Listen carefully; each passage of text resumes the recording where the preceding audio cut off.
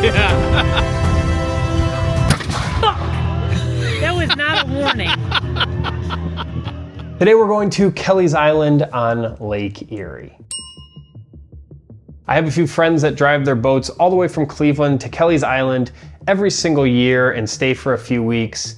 And I've kind of found that it's the perfect place to show you how I bring DJI's D-Log M footage to life through color grading. If you're not aware, most DJI cameras have a color profile built into them that allows you to get very cinematic looking images, and it is called D-Log M.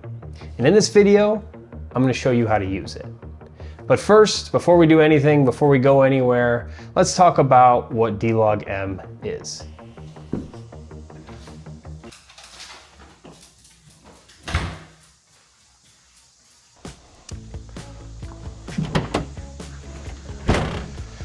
So D-Log M is a flat color profile that allows you to capture your image in a very high dynamic range, giving you a lot more flexibility in post-production. Put simply, it allows you to retain more detail in the very bright areas of your image, as well as the very dark areas. The only issue is, right out of camera, the image can look very washed out like this, which is why color grading is so important. But before we get to showing you how to color grade D-Log M, let me show you how to set it up inside of your DJI camera. So this is the DJI Action 4, but depending on which camera you have, it's gonna be pretty similar throughout all DJI cameras or drones for that matter.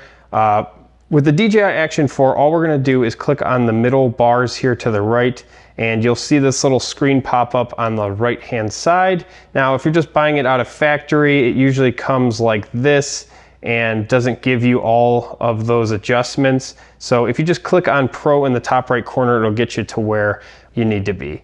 Now, you'll see on this screen there's exposure, white balance, and color, which is currently in D-Log M. If you tap that, it'll go back to normal. The DJI Action 4 only has two color profiles, normal and D-Log M, and you can see the normal kind of darkened a little bit, gave a lot more color, whereas when we click on D-Log, it grays it out a little bit more, it's a little bit brighter and not as colorful. So if it says color D-Log M 10-bit, that means you are now set up with D-Log M in camera. But there's a little bit more that goes into getting cinematic shots and making sure that your image is ready for the color grading table. So let's get into that.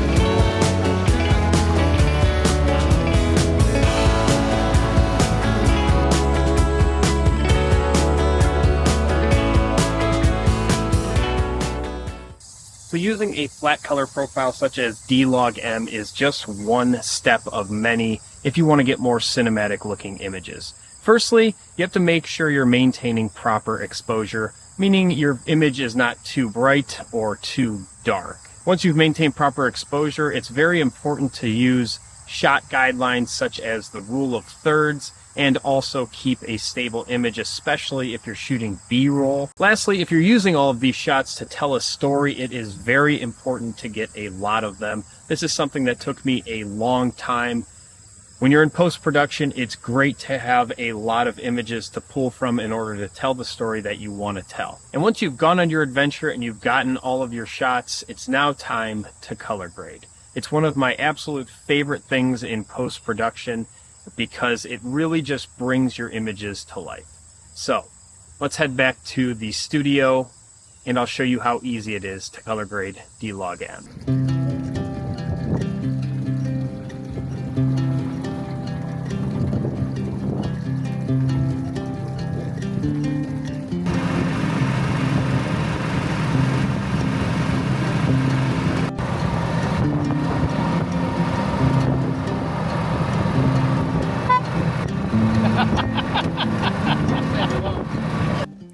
All right, so we're back here at the studio. We had a fun time in Kelly's Island yesterday, but I've got some shots from the island, and I'm going to show you how easy it is to kind of bring the color back into them and get them to be more cinematic looking. So we're at the computer here. We have everything back on our hard drive, and I'm not going to make this like a whole editing tutorial because that's a whole nother video on itself.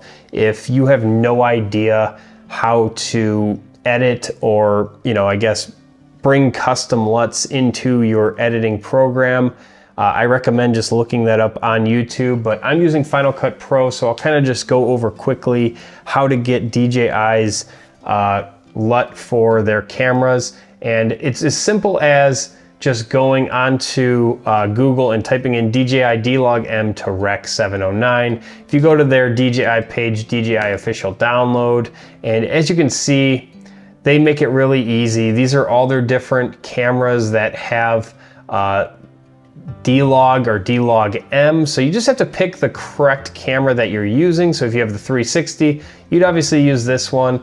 If you have the DJI Action 4 or 5, you'd use this one. We have the Pocket 3, so we're gonna download this one. Once it's in your downloads, which I already kind of downloaded it, it'll go into here. You're gonna copy that. If you go to Movies, go to LUTs, and if I already have these cinematic ones, see, I already have them downloaded into here. If you need to research how to get these LUTs into your editing program, you just have to go onto YouTube, and there's like 100 different videos on how easy it is. It's pretty much just a copy and paste. So we're now in Final Cut Pro. We've got the image that I'm gonna kind of use here to show you guys how easy this is. So I always edit everything first, and then I do my color grading second. Once you have your image exactly how you want it framed, cropped in, all we have to do in Final Cut Pro is add an adjustment layer. There's several different ways. You could download one and have it added in here, or you could just use their one built-in. So it's called this adjustment clip in the edit area, and it'll just drop in this adjustment clip. As you can see, we'll trim that up. What an adjustment clip does is anything you change to it will change the clips below. Just makes it really easy to edit and not have to individually change every clip that you have. But with this just being one clip, it's really not that big of a deal.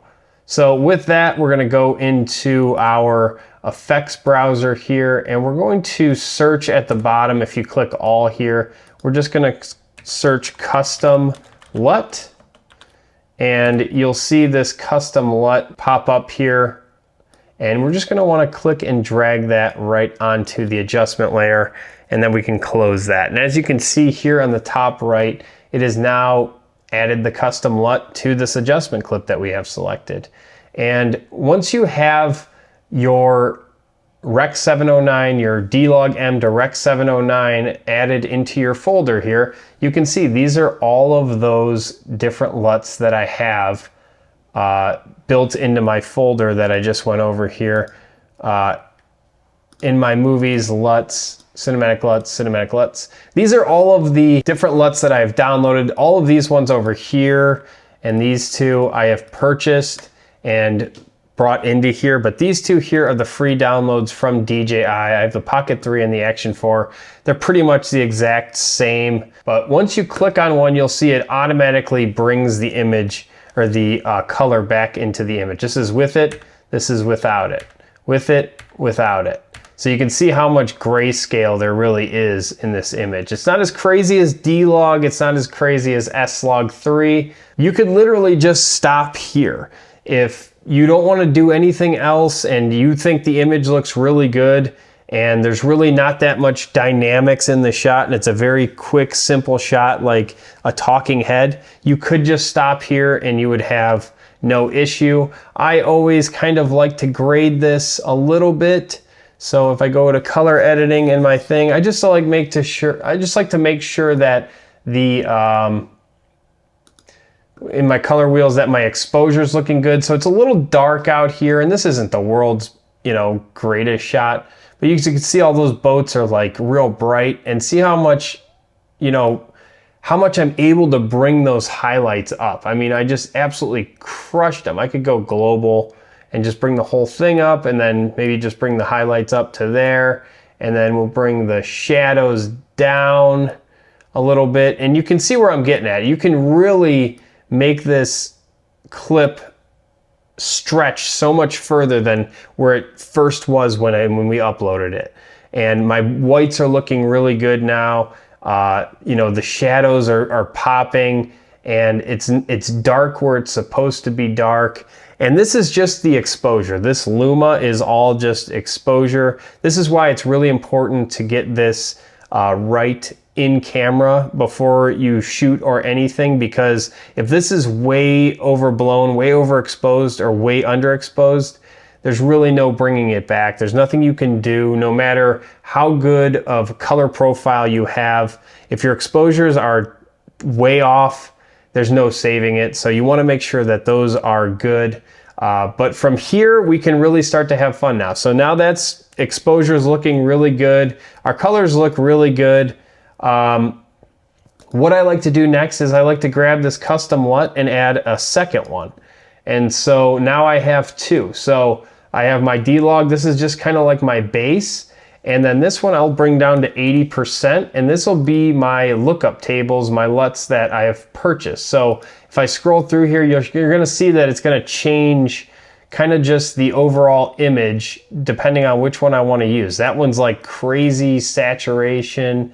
You got some evil, Hitchcock. I usually really like this Lynch one for the inside, but I don't know, I kind of like that a lot.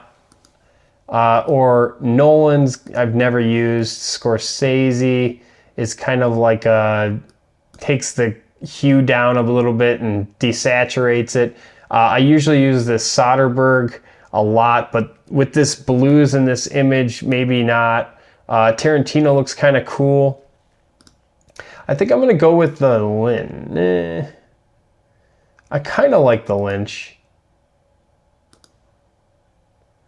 I kind of like Changling too. I think I like Changling the most, but I do want to bring, so now that I'm in here, I want to click this, and I do want to bring my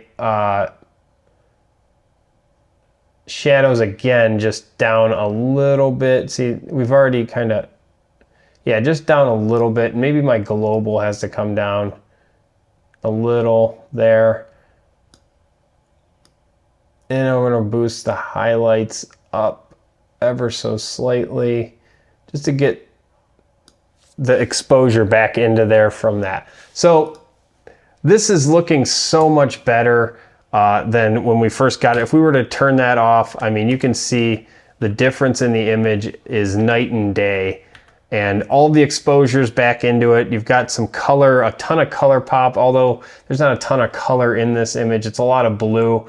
And then you could always, you know, add a second set of color wheels and maybe get, you know, your oranges, some oranges back in there and make those colors pop even more. As you can see, if I kind of boost this, it's going to boost the color up a little bit more, and you don't have to go crazy with it.